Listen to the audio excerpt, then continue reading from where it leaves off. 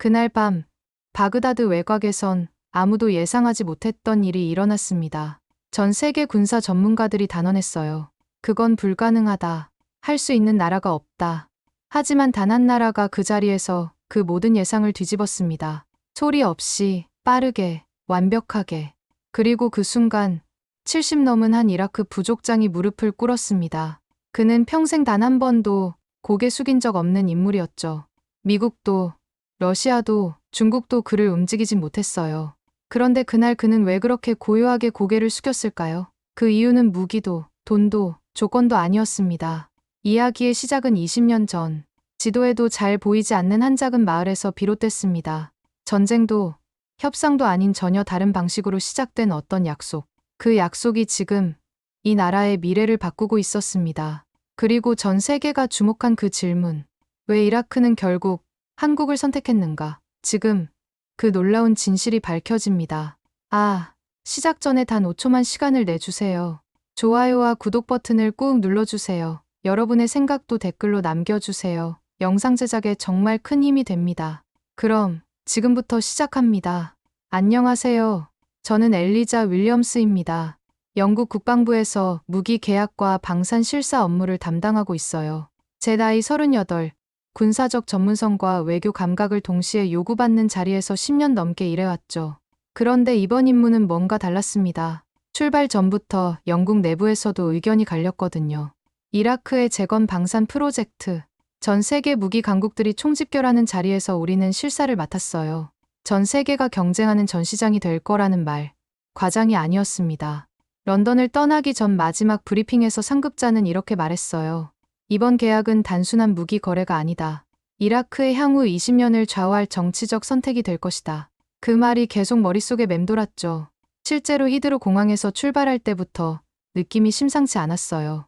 같은 편에 중국 외교관들이 타고 있었고 러시아 대표단도 별도 항공편으로 이동한다는 소식이 들렸거든요.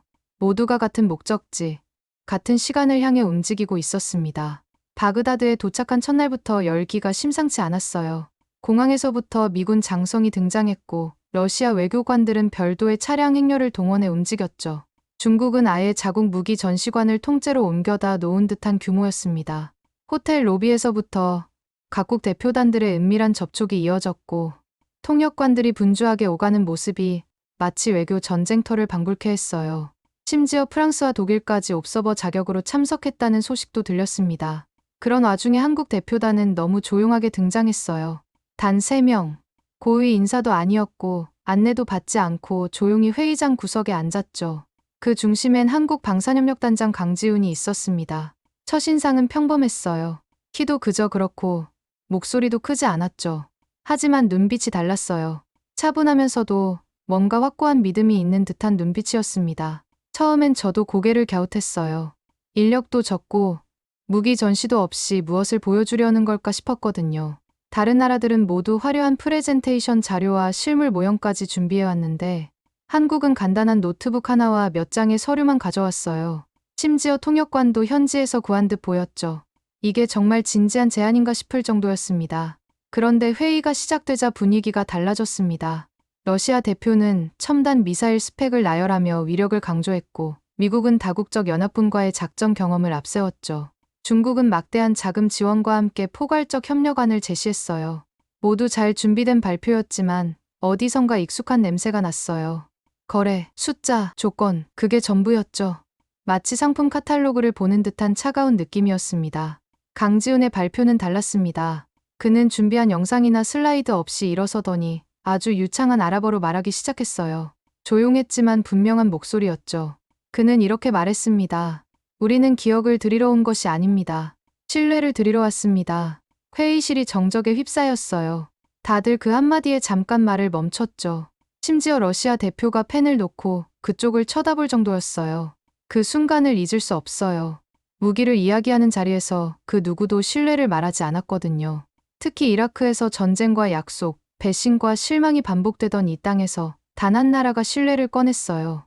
그리고 회의가 끝난 후 저는 한국 대표단이 다시 눈에 들어오기 시작했습니다. 왜 이렇게 조용하게, 단출하게 등장했을까? 왜 유창한 아랍어로 인사를 했을까? 무엇보다 이들이 말하는 신뢰는 무엇을 근거로 한 것일까? 궁금했죠. 그래서 저는 그날 밤 숙소에 돌아오자마자 자이툰 부대라는 단어를 검색해봤습니다. 처음엔 단순한 호기심이었어요. 한국이 과거 이라크에 파병을 했다는 얘긴 들은 적이 있었거든요. 근데 검색 결과가 예상보다 훨씬 많았어요. 뉴스, 블로그, 다큐멘터리 영상까지. 그런데 더 놀라운 건 대부분 이라크 사람들의 입에서 나온 이야기들이었다는 겁니다. 그들이 자이툰 부대를 기억하고 이야기하고 그리워한다는 사실이 저한테는 충격이었죠. 한 블로그에는 이런 글이 있었어요. 자이툰 부대는 우리에게 총이 아닌 펜을 주었다. 또 다른 기사에는 한국군은 우리 아이들의 이름을 외웠다는 내용도 있었어요. 심지어 현지 신문에는 매년 자이툰 부대 철수일을 기념하는 행사가 열린다는 기사까지 실려 있었습니다. 이런 일이 가능한가 싶었어요. 보통 군대가 떠나면 그냥 떠나는 거지. 이렇게 오래 기억되는 경우는 본 적이 없었거든요. 강지훈이라는 사람, 그날 회의장에서 보인 태도가 자꾸 머릿속에 맴돌았어요. 자리에 앉을 때부터 조용했고 말할 땐 자신감이 있었죠. 특히 그가 했던 말, 기억이 아닌 신뢰를 드리러 왔습니다. 이 문장이 머릿속에서 떠나질 않았습니다. 보통 이런 회의에서 나오는 말들은 뻔해요. 전략, 경제성, 효율, 조건. 그런데 그 사람은 신뢰를 말했어요. 그게 이상하게 가슴에 남았죠.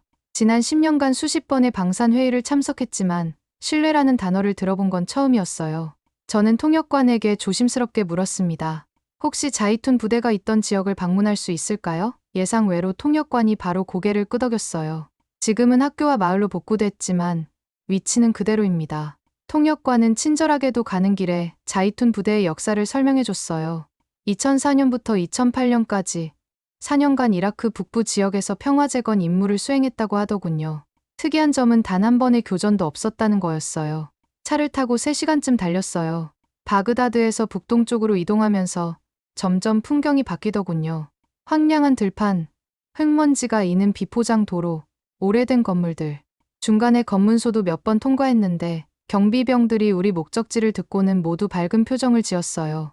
아, 자이툰 하면서 말이에요. 솔직히 기대는 안 했습니다. 아무리 한국이 도왔다고 해도 전쟁과 혼란 속에서 남아있는 게 뭐가 있겠나 싶었어요. 그런데 마을에 도착하자 생각이 완전히 바뀌었어요. 마을 한가운데 비교적 새 건물이 눈에 띄더군요. 벽에 커다란 문구가 붙어 있었어요. 희망을 심은 이들, 우리는 기억합니다. 그리고 그 밑에 작게 써 있었습니다. 자이툰 부대 기증. 건물 옆에는 작은 정원도 있었는데 그곳에 한국에서 가져온 무궁화가 심어져 있었어요. 20년이 지났는데도 여전히 꽃을 피우고 있더라고요. 그 건물은 지금도 운영 중인 학교였습니다. 저는 관리자에게 부탁해서 내부를 둘러봤어요. 마침 쉬는 시간이었는지 교실 안에서 아이들이 웃고 있었고 선생님은 칠판에 영어 단어를 적고 있었어요. 시설은 낡았지만 분위기는 따뜻했어요. 복도 벽에는 한글로 된 격려 문구들이 붙어 있었고 아이들이 그린 태극기 그림도 있었어요. 전 여기서 진짜 뭔가를 느꼈습니다. 이건 단순한 건물이 아니라 꿈이 자라는 공간이었어요. 이 학교의 교장이 직접 저를 맞이해줬어요. 40대 초반쯤 되는 남성이었고 놀랍게도 자신도 자이툰 부대가 운영한 임시학교 출신이라고 말했어요. 그때 저는 12살이었습니다. 그들이 처음 와서 학교를 세워줬고 제게 연필을 처음 건네준 사람도 자이툰 군인이었죠. 그 말에 저는 순간 말문이 막혔습니다. 연필 하나가 한 사람의 인생을 바꿨다는 얘기였어요. 교장은 지금도 그때 받은 연필을 간직하고 있다며 서랍에서 꺼내 보여줬어요. 새까맣게 짧아진 연필이었지만 금보다 소중해 보였습니다. 교장은 작은 상자 하나를 꺼내더니 낡은 흑백 사진을 보여줬어요. 아이들 사이에 군복 입은 한국 군인들이 함께 웃고 있는 사진이었죠. 사진 속 인물 중 하나가 자신이라며 웃는데 저는 왠지 모르게 가슴이 먹먹해졌어요. 이건 단순한 군사협력이나 개발 원조가 아니라 사람과 사람 사이에 만들어진 기억이었어요. 사진 속 한국 군인들 얼굴에는 진짜 미소가 있었고 아이들 눈엔 희망이 반짝이고 있었어요. 그는 이렇게 말했습니다. 중국도 학교를 지었죠. 하지만 5해가 지나자 건물은 무너졌고 그들과의 약속도 사라졌습니다. 자이툰이 세운 이 학교는 아직도 우리와 함께 있어요. 저는 그 말이 자꾸 머릿속에 맴돌았어요. 단순한 비교 이상의 울림이 있었죠. 건물을 짓는 것과 관계를 짓는 것의 차이였어요. 교장은 덧붙였습니다. 그들은 건물만 짓고 간 게 아니에요. 마음을 심고 갔어요. 마을 주민들과도 짧게 인터뷰를 했어요. 대부분 연세가 있는 분들이었는데 자이툰 부대를 언급하는 순간 얼굴 표정이 바뀌었어요. 한 할머니는 이렇게 말했어요. 그 사람들은 아이들에게 먼저 다가왔어요. 무기보다는 물을 줬고 명령보단 인사를 했죠. 또 다른 주민은 자이툰 군인들은 우리말로 안녕하세요를 배워서 인사했다며 지금도 그 발음을 기억한다고 했어요. 안녕하세요라고 아랍어 억양으로 말하는 그 할아버지를 보면서 저는 언어를 넘어선 소통이 얼마나 강한지 깨달았습니다. 그날 밤 숙소로 돌아오는 길에 저는 말이 없었습니다. 머릿속이 너무 복잡했거든요. 강지훈이 말한 신뢰, 그 말의 무게를 조금은 알 것 같았어요. 조건 없이 떠난 뒤에도 기억되는 존재. 이건 협상 테이블에 올릴 수 있는 무기나 기술과는 완전히 다른 차원의 얘기였죠. 차창 밖으로 보이는 바그다드의 야경을 보면서 저는 이 도시에 새겨진 보이지 않는 역사들을 생각했어요. 그리고 그때 저는 알았습니다. 이번 실사, 단순한 업무로 끝나지 않겠구나. 어떤 나라의 과거가 지금의 선택에 영향을 줄 수 있다는 걸 처음 느꼈어요. 그게 바로 한국이 자이툰이라는 이름으로 남긴 진짜 유산이었죠. 무기나 돈이 아닌 사람의 마음에 새겨진 신뢰, 그것이 20년 뒤에도 살아 숨쉬고 있었습니다. 강지훈과의 첫 대화 이후 저는 실사단장으로서의 책임감을 더 무겁게 느끼게 됐어요. 단순히 무기 성능이나 예산 조건만 따져야 하는 자리가 아니란 생각이 들었죠. 이라크 정부도 마찬가지였습니다. 국방부, 외무부, 그리고 각 지역 대표들이 연달아 저희를 찾아와 자신들의 요구사항을 전달했어요. 그 안에는 미묘한 정치적 균형이 있었죠. 각 부족 대표들의 이해관계, 종파 간의 갈등, 그리고 경제적 현실이 복잡하게 얽혀 있었습니다. 특히 인상 깊었던 건 한 이라크 의원의 말이었어요. 우리는 더 이상 강대국의 실험장이 되고 싶지 않습니다. 우리를 파트너로 대해주는 나라를 원해요. 그 말에 저는 할 말이 없었어요. 지난 수십 년간 이라크가 겪어온 일들을 생각하면 그들의 신중함이 이해됐거든요. 동시에 각국 대표단들의 경쟁도 치열해지고 있었습니다. 우선 중국. 그들은 이라크에 50억 달러 상당의 차관을 제안했습니다. 조건은 명확했어요. 자국 방산기업 제품을 도입하는 대신 이라크는 향후 20년간 석유 수출 계약의 1순위가 되어야 한다는 것. 무기보다 에너지에 더 큰 관심이 있는 게 보였죠. 그들이 가져온 제안서는 두꺼웠고 구체적이었으며 솔직히 말하면 유혹적이었습니다. 자금난에 시달리는 이라크로선 무시하기 어려운 조건이었어요. 중국 대표는 이렇게 말했습니다. 우리는 즉시 실행 가능한 솔루션을 제공합니다. 정치적 조건도 없고요. 하지만 현지 관계자들의 반응은 엇갈렸어요. 한 경제부 관료는 중국과의 협력으로 스리랑카와 파키스탄이 어떻게 됐는지 우리도 안다며 우려를 표했죠. 부채의 덫에 빠질 수 있다는 걱정이었어요. 반면 일부 의원들은 당장의 경제적 효과에 관심을 보였습니다. 중국 측은 이런 우려를 의식한 듯 추가로 의료시설과 교육 인프라 지원까지 약속했어요. 러시아는 또 달랐어요. 첨단 방공 시스템 S-500을 포함한 복합방어 체계를 제공하겠다고 했습니다. 대신 자국 군사고문단이 장기 상주하는 조건이 붙어 있었어요. 이건 이라크 안보를 장악하겠다는 의미와도 같았죠. 명분은 훈련과 기술 이전이었지만 실상은 내부 통제에 가까운 요구였어요. 러시아 대표는 우크라이나 전쟁에서의 실전 경험을 강조하며 검증된 무기 시스템임을 어필했습니다. 하지만 이라크 측에서는 또 다른 점령이라는 우려의 목소리가 나왔어요. 미국은 더 이상 노골적이지 않았습니다. 이미 일정 부분 영향력을 잃었다는 걸 아는 듯 조용히 움직였어요. 대신 정보 제공과 첩보 공유, 연합작전 참여 권한 같은 비공식 제안을 전달해왔죠. 이건 어디까지나 정치적 영향력의 연장이었습니다. 미국 대표는 우리와의 협력은 국제사회에서의 입지를 강화해줄 것이라고 말했지만 이라크인들의 반응은 차가웠어요. 과거에 대한 상처가 여전히 남아있었거든요. 그런 와중에 한국은 너무 단순했어요. 조건 없는 기술 이전. 그 말이 처음엔 오히려 이상하게 들렸습니다. 아무런 조건이 없다. 그게 가능할까 싶었죠. 강지훈에게 직접 물었어요. 정말 아무 조건도 없습니까? 그는 고개를 끄덕이며 말했죠. 우리가 원하는 건 신뢰입니다. 그 신뢰가 기술보다 오래갑니다. 그는 덧붙였어요. 우리는 이라크가 스스로 설 수 있기를 바랍니다. 의존이 아닌 독립을 원해요. 사실 저는 처음엔 그 말을 믿지 않았어요. 무기 거래란 건 본래 철저히 실리 중심이거든요. 아무도 순수하게 행동하지 않아요. 그런데 이라크 사람들의 반응이 달랐습니다. 현지 관계자, 마을 대표, 기자들까지도 하나같이 한국을 언급했어요. 이유는 단순했어요. 그들은 떠난 뒤에도 편지를 보냈습니다. 학교의 교제가 끊기지 않았어요. 사망자 가족에게도 직접 찾아와 사과했습니다. 제가 직접 만난 사람들 중엔 한국군이 철수한 뒤에도 수년 동안 관계를 이어간 이들이 많았습니다.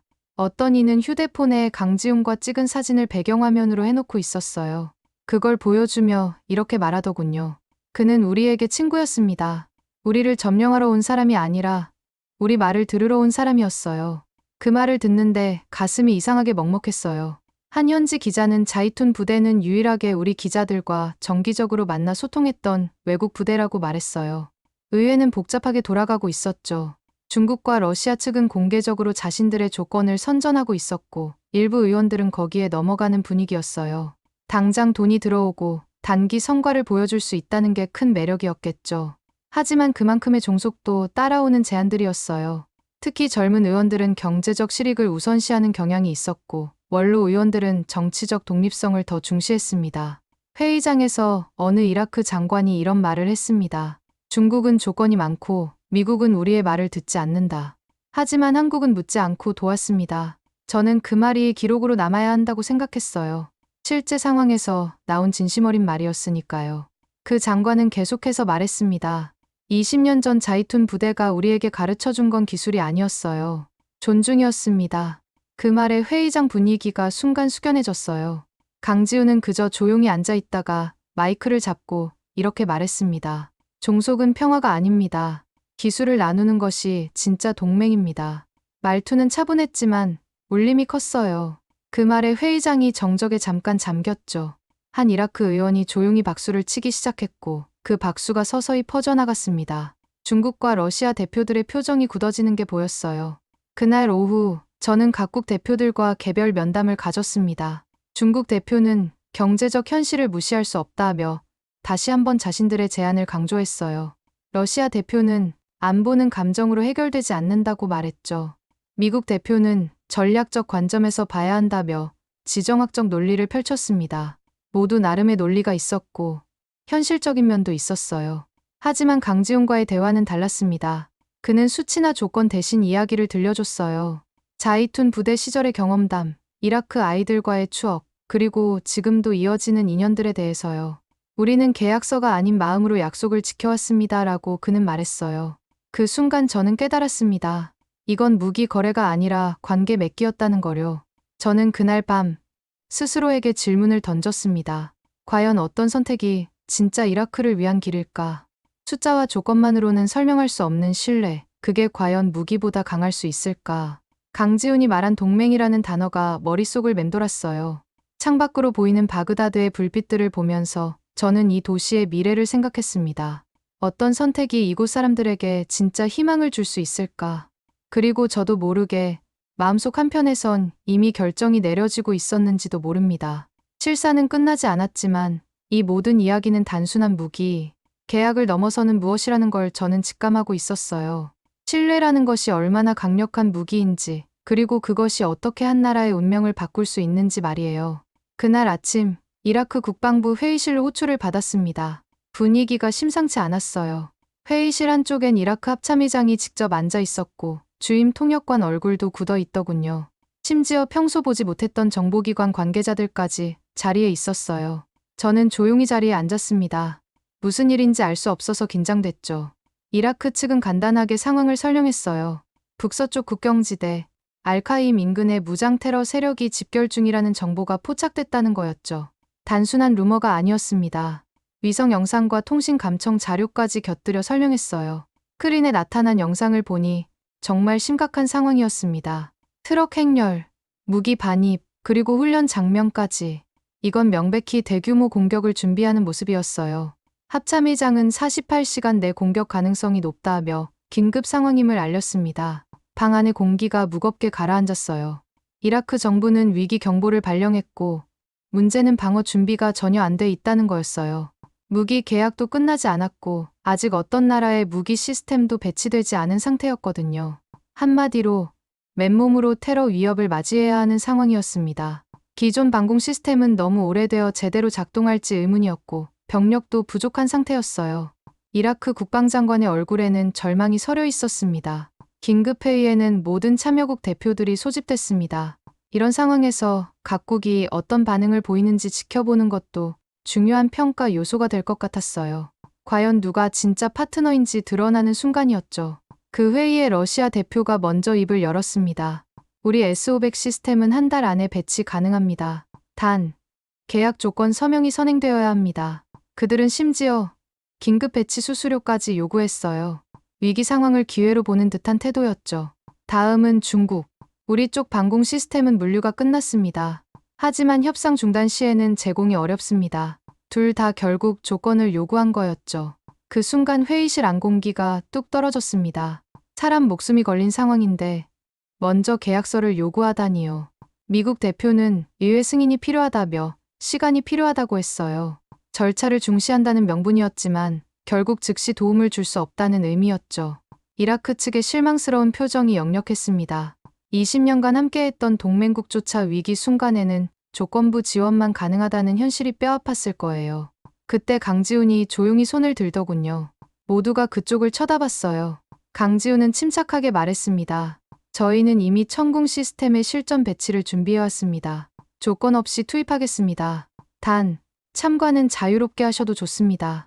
회의실이 순간 조용해졌어요. 모든 사람들이 그 말을 이해하려고 애쓰는 것 같았습니다. 제 귀를 의심했어요. 실전 배치라니요? 아직 계약도 안 된 무기를. 저는 그에게 물었죠.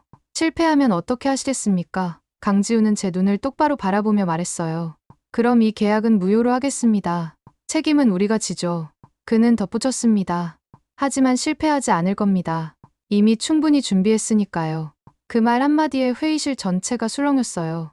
자칫하면 한국 방산업 전체의 명예가 무너질 수도 있는 상황이었어요. 그런데도 그는 망설이지 않았어요. 이건 단순한 자존심이 아니라 진심이라는 걸 저는 그제야 느꼈어요. 러시아 대표가 미친 짓이라고 중얼거렸지만 이라크 합참의장의 얼굴엔 희망이 떠올랐습니다. 강지훈은 계속해서 설명했어요. 저희 천궁 시스템은 이미 현지 적응 훈련을 마쳤습니다. 이라크 기술진과의 합동 훈련도 끝났고요. 6시간 내 완전 배치 가능합니다. 그제야 저는 깨달았어요. 한국이 지금까지 보여준 신중함은 망설임이 아니라 준비였다는 거요. 그들은 이미 모든 상황을 예상하고 대비하고 있었던 거예요. 그날 오후 저는 이라크 국방부의 특별 허가를 받아 천궁 시스템 배치 현장을 직접 참관하기로 했습니다. 7사단 대표로서 그리고 이 계약의 향후를 결정할 사람으로서 반드시 눈으로 확인해야 했죠. 함께 현장을 향하던 도중 강지훈이 저에게 조용히 물었습니다. 엘리자, 혹시 두려우신가요? 저는 고개를 끄덕였어요. 네, 두렵습니다. 이건 단순한 계약이 아니니까요. 당신들이 실패하면 이라크도 한국도 모두 잃는 거예요. 그는 짧게 대답했습니다. 그래서 우리는 반드시 성공할 겁니다. 그 말이 참 단순한데 그날 제게는 묘하게 믿음직하게 들렸습니다. 차 안에서 저는 문득 생각했어요. 진짜 용기란 이런 것일까? 결과를 보장할 수 없는 상황에서도 옳다고 믿는 일을 하는 것 말이에요. 천궁 시스템은 바그다드 외곽 한 기지에 배치됐고 저는 실제 운용 장면을 참관할 준비를 마쳤어요. 테러 세력의 침투 가능 시간은 그날 밤. 실전 조건이 너무 생생해서 오히려 긴장감이 덜할 정도였어요. 진짜 싸움이 시작되는 겁니다. 그리고 저는 그 모든 과정을 지켜보게 될 거였어요. 저는 문득 생각했어요. 방산협력이라는 게 단지 거래일까? 지금 눈앞에서 벌어지는 이 상황은 그냥 장비가 아닌 어떤 선택이었어요. 이라크가 누구와 함께 미래를 만들고 싶은지, 어떤 나라를 믿고 싶은지, 그 선택의 시작점에 제가 있다는 게 무겁게 다가왔습니다. 그리고 곧 하늘에서 경보음이 울리기 시작했어요. 진짜 상황이 시작된 겁니다. 경보음이 울린 직후 현장은 순식간에 전시 상황으로 전환됐습니다. 통제실 내부의 조명은 붉은색으로 바뀌었고 모든 스크린에 실시간 감시 화면이 떴어요. 저는 그 통제실 한쪽에서 모니터를 뚫어져라 바라보고 있었습니다. 손에 땀이 나더군요. 이건 이제 보고서나 평가의 문제가 아니었어요. 실전이었죠. 주변에 있던 이라크군 장교들도 긴장한 기색이 역력했어요. 모두가 천궁 시스템이 진짜 작동할지 의심하고 있었거든요. 한국 기술진들은 놀랍도록 침착했어요. 마치 수백 번 훈련해본 것처럼 각자 맡은 역할을 수행했죠. 레이더 운용병, 미사일 조작병, 통신병까지 모든 움직임이 정확했어요. 강지훈은 전체를 지휘하면서도 이라크군 장교들에게 하나하나 설명해주고 있었습니다. 지금 이 화면이 적 항공기 탐지 상황이고 적이 숫자가 거리와 고도입니다. 첫 번째 위협은 드론이었어요. 그것도 무더기로 몰려오는 일명 벌떼 드론. 스크린에 빨간 점들이 우수수 나타나기 시작했어요. 이라크군이 이를 먼저 포착했고 곧바로 천궁 시스템이 자동으로 움직이기 시작했어요. 레이더가 회전하고 발사대가 목표를 향해 조준하는 모습이 마치 살아있는 것 같았어요. 몇 초 후 통제실 상공 카메라에서 번쩍이는 섬광이 보였죠. 드론이 산산조각 났습니다. 단 한 대도 진입하지 못한 채 전부 요격됐어요. 순간 통제실 안에서 숨죽이던 모든 사람들이 박수를 쳤습니다. 퍼펙트입니다. 강지훈이 옆에서 조용히 중얼였어요. 하지만 그의 표정은 여전히 긴장해 있었어요. 첫 번째는 그저 시작일 뿐이라는 걸 알고 있었거든요. 이라크군 장교들도 놀란 표정이었지만 아직 완전히 안심하지는 못하는 분위기였어요. 진짜 시험은 이제부터였으니까요. 하지만 그게 끝이 아니었어요. 약 15분 후 두 번째 공격이 들어왔습니다. 이번엔 로켓의 드론, 그리고 혼합신호 교란까지 섞인 고도화된 공격이었어요. 일부 장비는 시스템을 혼란시키기 위해 특정 주파수를 마구 쏘아댔고 통제실의 스크린이 순간적으로 일그러지기 시작했습니다. 저는 숨을 참았어요. 실패하면 끝이라는 걸 누구보다 잘 알고 있었거든요. 주변의 이라크군들도 걱정스러운 표정으로 상황을 지켜봤어요. 그런데 한국 기술진은 조금도 당황하지 않았어요. 오히려 침착하게 대처했고 곧 시스템이 새로운 알고리즘으로 전환됐습니다. 전자전 대응 모드로 전환합니다라는 음성이 들렸고 화면이 다시 선명해지기 시작했어요. 몇 초간의 정적, 그리고 다시 요격 명령. 두 번째 파동도 전부 막아냈어요. 이번엔 심지어 더 빠르게, 더 정밀하게. 저는 믿기 힘들었습니다. 이건 단지 무기가 아니었어요.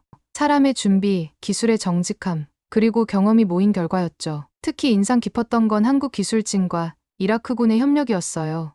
언어는 달랐지만 손짓과 몸짓, 그리고 숫자만으로도 완벽하게 소통하고 있었어요. 3, 2, 1, fire. 이라크군 장교가 영어로 카운트다운을 외치고 한국 기술자가 로저고 응답하는 모습이 인상적이었습니다. 이건 단순한 무기 시연이 아니라 진짜 합동 작전이었어요. 그 순간 통제실에 있던 이라크 방산청 관계자가 저에게 속삭였어요. 보셨죠? 저건 무기가 아니라 약속입니다. 그리고 그 말은 제 머릿속을 떠나지 않았어요. 무기란 본래 파괴의 상징이지만 저 순간엔 누군가를 지키는 손 같았어요. 마을 아이들이 있는 초등학교 근처였고 근방에는 주민 200여 명이 머무는 쉼터도 있었거든요. 만약 한 발이라도 뚫렸다면 얼마나 끔찍한 일이 벌어졌을지 상상도 하기 싫었습니다. 세 번째 공격은 더욱 정교했어요.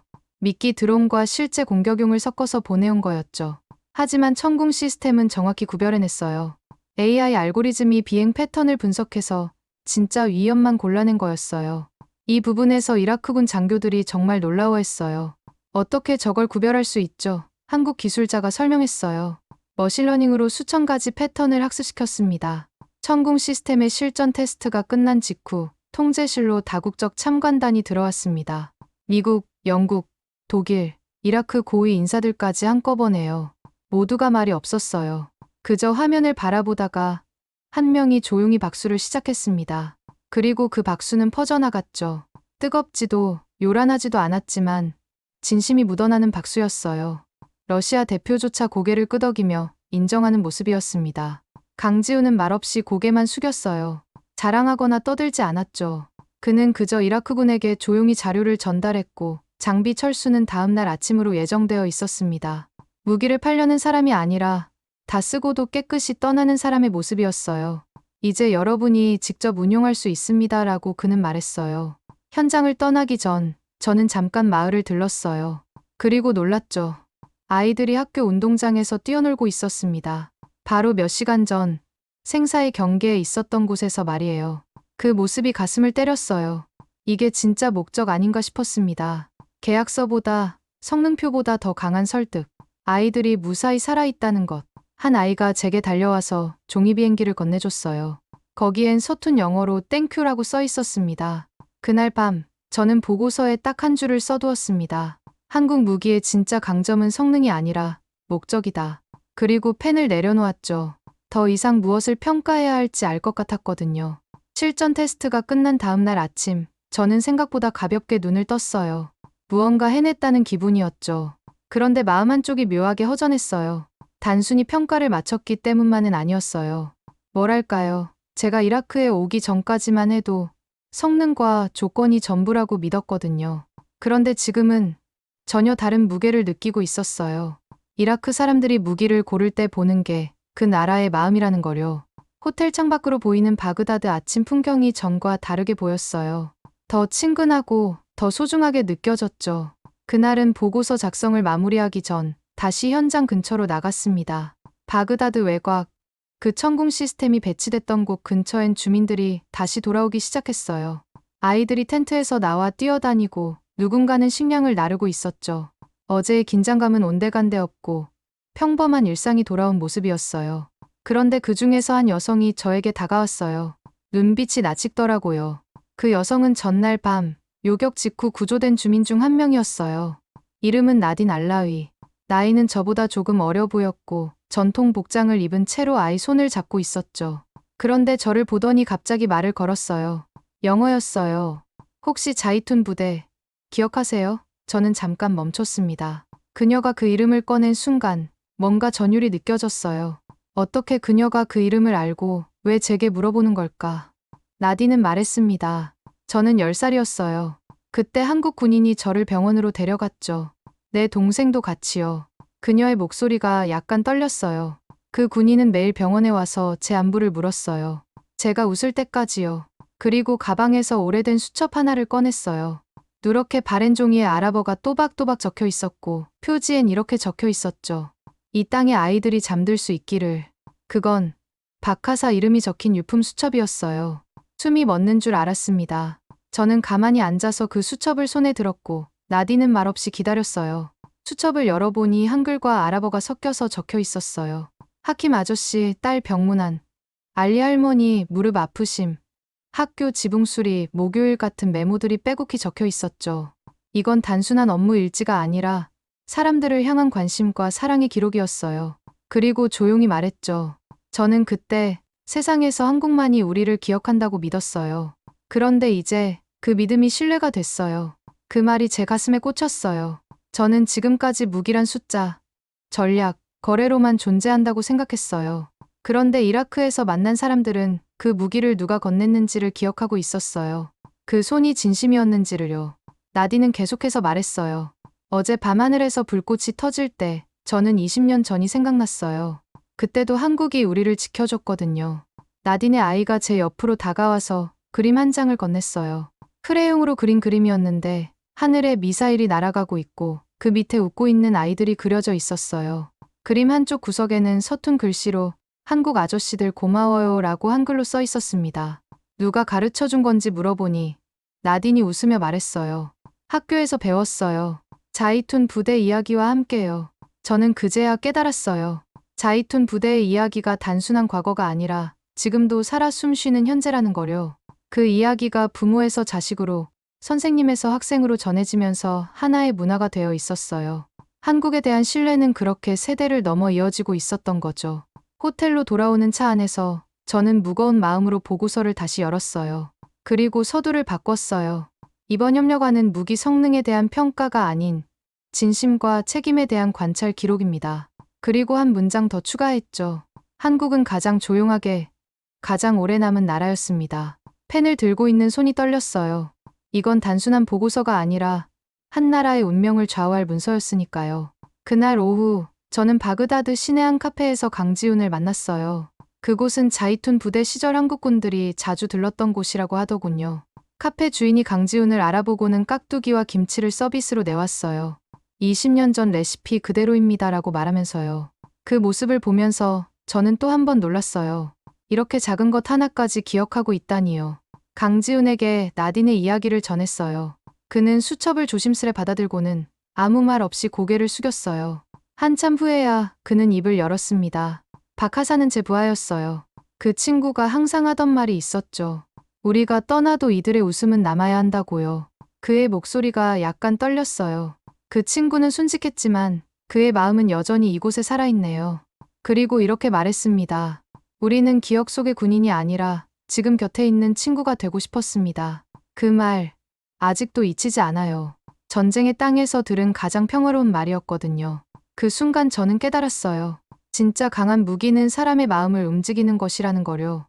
총이나 미사일이 아니라 신뢰와 우정이 가장 강력한 방어 체계라는 거요. 카페를 나서면서 강지훈이 말했어요. 엘리자, 당신 덕분에 우리도 많이 배웠어요. 진짜 평가라는 게 무엇인지요. 저는 고개를 저었어요. 오히려 제가 배웠어요. 무기가 무엇인지, 동맹이 무엇인지를요. 우리는 서로 웃었어요. 처음 만났을 때의 어색함은 온데간데 없고 진짜 친구가 된 것 같았어요.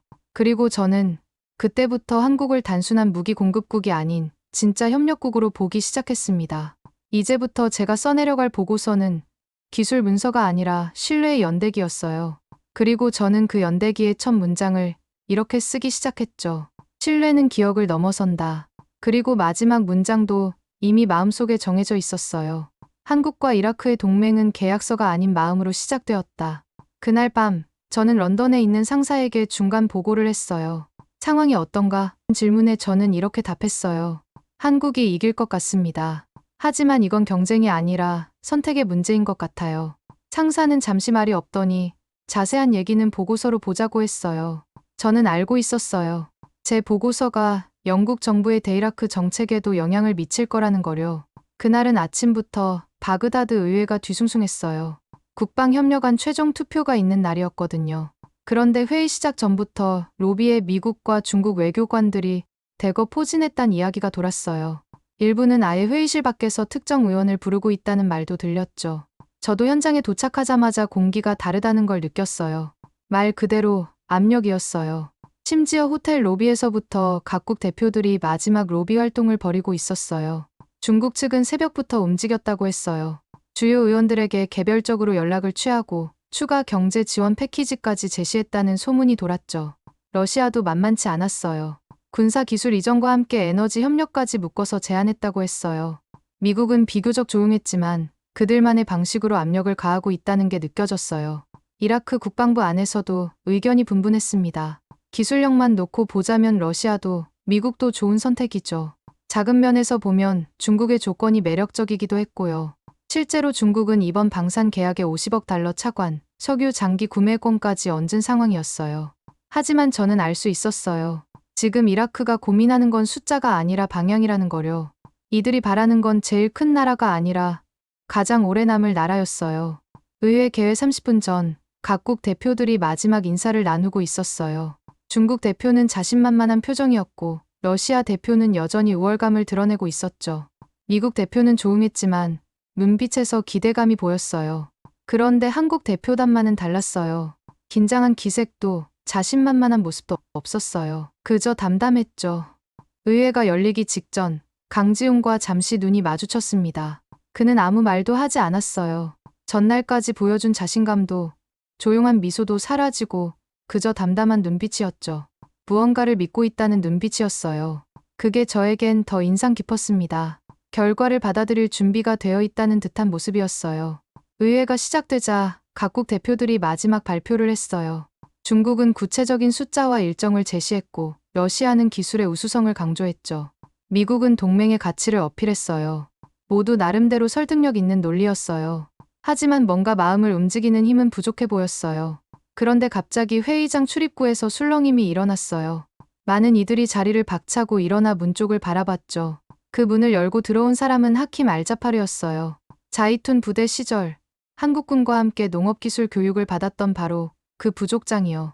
지금은 7개 부족을 이끄는 인물이자 이라크에서도 가장 보수적인 세력으로 알려진 원로였습니다. 그의 등장은 완전히 예상 밖이었어요. 하킴은 평소 정치적 발언을 잘하지 않는 인물로 유명했거든요. 그런 그가 이 자리에 나타난 것 자체가 큰 의미였죠. 의원들도 모두 놀란 표정으로 그를 바라봤어요. 심지어 의장도 잠시 말을 멈추고 그를 맞이했어요. 그가 천천히 의회 가운데로 걸어 들어왔어요. 지팡이를 짚고 있었지만 자세는 단단했어요. 마이크 앞에 선 하킴은 잠시 말없이 의원들을 둘러봤어요. 그리고 아주 또렷한 목소리로 말했죠. 전 여기서 무기를 말하지 않겠습니다. 전 이 자리에서 지킨 사람에 대해 말하려 합니다. 회의장이 순간 조용해졌어요. 모든 사람들이 그의 다음 말을 기다렸죠. 하킴은 천천히 20년 전 자이툰 부대가 어떻게 자신들의 마을을 재건했고 떠난 후에도 연락을 끊지 않았으며 지금까지도 명절마다 안부를 전해온 이야기를 꺼냈습니다. 그의 목소리는 차분했지만 감동이 묻어났어요. 의원들도 모두 조용히 듣고 있었죠. 그리고 며칠 전 테러 상황에서 자신과 부족민들이 어떻게 천궁 시스템에 의해 구해졌는지 이야기했어요. 그날 밤 제 손자가 제게 물었습니다. 할아버지, 우리를 지켜준 사람들은 누구예요? 저는 대답했습니다. 20년 전부터 우리의 친구였던 사람들이야. 말하는 동안 의외 안은 숨소리 하나 없었어요. 하킴은 계속해서 자이툰 부대의 이야기를 들려줬어요. 어떻게 그들이 무력이 아닌 신뢰로 마을을 바꿨는지, 어떻게 아이들에게 꿈을 심어줬는지 말이에요. 그들은 우리에게 총을 주지 않았습니다. 펜을 줬어요. 명령하지 않았습니다. 함께 했어요. 그의 말 한마디 한마디가 회의장에 울려 퍼졌어요. 그가 마지막으로 한 말은 이랬어요. 한국은 가장 약할 때 우리 손을 잡아준 유일한 나라였습니다. 여러분, 우리는 우리가 강할 때 친구를 택하는 민족입니까? 아니면 우리가 약할 때 함께 해준 일을 기억하는 민족입니까? 그 순간 중국 외교관의 얼굴이 딱딱하게 굳는 게 보였어요. 그중 한 명이 씁쓸하게 중얼였죠. 이건 외교가 아니라 감성 쇼군. 그런데 하킴이 바로 받아쳤어요. 그래서 당신들은 실패하는 겁니다. 감성이 없는 외교는 지배일 뿐이니까요. 회의장이 다시 한번 정적에 휩싸였어요. 그리고 한 의원이 일어나서 박수를 치기 시작했죠. 그 박수는 점점 커져서 회의장 전체로 퍼져나갔어요. 결국 투표는 압도적 찬성으로 가결됐습니다. 이라크는 한국과의 기술 이전 및 방산 협력안을 채택했고, 이 계약은 단순한 무기 판매를 넘어 공동 재건 파트너십이라는 이름으로 체결됐어요. 저 역시 보고서 마지막 장에 사인을 하며 느꼈어요. 이건 무기 계약이 아니었습니다. 이건 사람을 선택한 결과였어요. 투표 결과가 발표되자 한국 대표단은 조용히 고개를 숙였어요. 환호하지도 자축하지도 않았죠. 오히려 더 큰 책임감을 느끼는 듯했어요. 강지훈은 이라크 의원들에게 신뢰해 주셔서 감사합니다. 그 신뢰에 보답하겠습니다라고 말했어요. 밖으로 나오는 길, 강지훈이 저에게 다가와 말했어요. 이제 이라크는 자기 손으로 지킬 수 있게 될 겁니다. 그게 우리가 원한 전부였습니다. 그 말을 듣는데 왠지 모르게 울컥하더라고요. 저도 모르게 고개를 끄덕였어요. 이라크가 오늘 선택한 건 단순한 계약이 아니라 스스로의 미래였어요. 그리고 그 옆에 한국이 있다는 사실이 저는 자랑스러웠습니다. 며칠 뒤 저는 다시 한번 북부 외곽의 작은 마을을 찾았습니다. 자이툰 부대가 처음 주둔했던 그곳. 강지훈은 거기서 마지막 일정이 있다며 저를 조용히 초대했어요. 구체적인 설명은 없었고 그저 하나 보여드리고 싶은 게 있다는 말뿐이었죠. 처음엔 의아했지만 알 수 없는 예감에 따라 나섰습니다. 지난 며칠간의 경험을 통해 강지훈의 말에는 항상 깊은 의미가 있다는 걸 알았거든요. 그날 아침 마을 입구에 도착했을 때부터 공기가 달랐어요. 먼지바람이 졌고 아이들이 거리에서 뛰어놀고 있었죠. 특히 놀라웠던 건 그 마을 한복판에 새로 세워진 보건소와 학교였습니다. 반짝이는 새 간판, 옥상에는 태양광 패널, 그리고 벽엔 아랍어와 함께 한글로 적힌 문구가 있었어요. 건강은 평화의 시작입니다. 그 밑에는 작은 글씨로 한이라크 우정센터라고 적혀 있었어요. 더 놀라운 건 마을 곳곳에서 한국의 흔적을 발견할 수 있었다는 거예요. 태극기와 이라크 국기가 나란히 걸린 상점, 한글 간판이 있는 작은 카페, 그리고 아이들이 입고 있는 한국 캐릭터 티셔츠까지. 이건 단순한 원조나 지원의 결과가 아니라 진짜 문화 교류의 모습이었어요. 건물 안으로 들어가자 한국인 기술자들과 이라크 청년들이 함께 컴퓨터 앞에서 농업용 센서 시스템을 설치하고 있었습니다. 놀라운 건 그들이 서로 농담을 주고받으며 즐겁게 일하고 있다는 거였어요. 언어는 달랐지만 웃음은 같았어요. 한 교육생이 손을 들며 말했어요. 선생님, 이걸 만든 나라도 우리처럼 배우나요? 그 질문에 통역을 맡은 나딘 알라위가 웃으며 고개를 끄덕였어요. 그럼요. 지금도 배우고 있어요. 우리 모두는 같은 학생이니까요. 순간 가슴이 찡했어요. 지금 이 풍경은 단지 기술을 전수하는 장면이 아니라 신뢰라는 단어가 실제로 어떤 모양인지 보여주는 증거였죠. 도와주러 온 것이 아니라 함께 살아가려는 모습. 그게 눈앞에서 벌어지고 있었습니다. 한 한국인 기술자가 이라크 청년에게 말했어요. 이 기술로 여러분이 더 나은 농업을 할 수 있을 거예요. 그리고 언젠가는 여러분이 우리를 가르쳐주는 날이 올 거예요. 그 이라크 청년이 대답했죠. 그때까지 우리는 친구로 남아있을 거예요. 이런 대화가 자연스럽게 오가는 모습을 보면서 저는 진짜 협력이 무엇인지 깨달았어요. 잠시 후 우리는 마을 언덕 너머의 작은 평지로 이동했어요. 그곳엔 수십 년 된 올리브 나무 한 그루가 있었고 나무 아래엔 자이툰 부대가 떠나던 날 심은 기념비가 서 있었어요. 낡았지만 여전히 단단했고 기념비 아래엔 이름도 없이 한국군 장병 1동이라고만 새겨져 있었습니다. 그 옆에는 새로운 돌판이 하나 더 세워져 있었어요. 평화는 함께 만드는 것이라고 한글과 아랍어로 적혀 있었죠. 강지훈이 그 앞에서 조용히 편지를 하나 꺼냈어요. 노란 봉투였고 받는 사람은 엘리자 윌리엄스. 저는 깜짝 놀랐습니다. 언제 이런 편지를 준비했을까요? 편지를 열자 정성스럽게 쓴 글씨로 이렇게 적혀 있었어요. 당신의 믿음이 아니었다면 오늘은 없었을 겁니다. 우리는 무기를 보낸 것이 아닙니다. 진심을 보냈고 지금 그 진심이 이 땅에 뿌리를 내리고 있습니다. 언젠가 당신이 이 마을을 기억할 때 이 나무 아래에서 찍은 사진이 떠오르기를 바랍니다. 그리고 그 사진 속 아이들이 이라크의 미래가 되기를. 편지를 다 읽고 나니 눈물이 핑 돌았어요. 저는 한동안 아무 말도 할 수 없었어요. 무기, 계약, 실적 지난 몇 달간 이라크에서 제가 마주했던 그 모든 단어들이 순식간에 사라졌습니다. 남은 건 사람, 그리고 약속뿐이었어요. 강지훈이 조용히 말했어요. 이 편지는 약속입니다. 우리가 이곳을 잊지 않겠다는 약속이요. 하킴 알자파르도 그 자리에 있었어요. 그는 올리브 나무에 손을 대고 이렇게 말했습니다. 이 나무는 자이툰 부대가 처음 왔을 때부터 여기 있었어요. 그들이 떠난 후에도 그리고 지금도 여전히 여기 있죠. 우정도 이 나무처럼 뿌리 깊어야 해요. 그의 말에 모든 사람들이 고개를 끄덕였어요. 우리는 마지막으로 그 올리브 나무 아래서 사진을 찍었습니다. 강지훈, 나딘, 하킴 알자파르, 그리고 자이툰 출신 교육생들과 함께였어요. 아이들이 맨 앞줄에서 해맑게 웃고 있었고요. 한 아이가 제게 물었어요. 아줌마도 우리 친구예요. 저는 그럼요. 우리는 모두 친구예요라고 답했어요. 셔터가 눌리는 찰나 저는 속으로 중얼거렸습니다. 기술보다 오래가는 건 결국 마음이야. 사진을 찍고 난 후 강지훈이 올리브 나무에서 작은 가지 하나를 꺾어서 저에게 건넸어요. 이걸 가져가세요. 영국에 심으시면 자이툰의 마음이 그곳에서도 자랄 거예요. 저는 그 가지를 소중히 받았어요. 이건 단순한 기념품이 아니라 두 나라를 잇는 다리 같은 거였어요.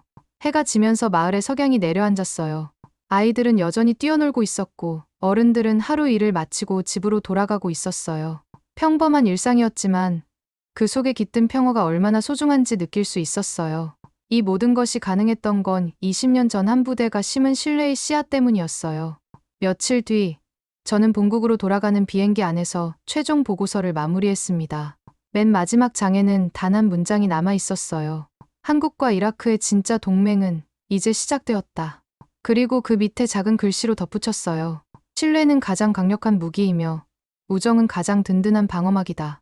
비행기가 바그다드를 떠나면서 창밖으로 보이는 도시의 불빛들을 바라봤어요. 저는 이곳에서 무기 거래 이상의 것을 보았어요. 한 나라가 다른 나라를 진심으로 대하는 모습, 그리고 그 진심이 어떻게 역사를 만들어가는지를요. 제 가방 안에는 올리브 가지가 들어있었고 마음속에는 평생 잊지 못할 추억이 새겨져 있었어요. 오늘의 영상은 여기까지입니다. 오늘 사연에 감동이 있으셨다면 댓글로 여러분의 생각을 남겨주세요. 그리고 감동적인 사연을 주변 사람들과 공유하고 함께 이야기 나눠보세요. 긴 영상 시청해주셔서 감사합니다. 오늘도 행복한 하루 보내시길 바랍니다.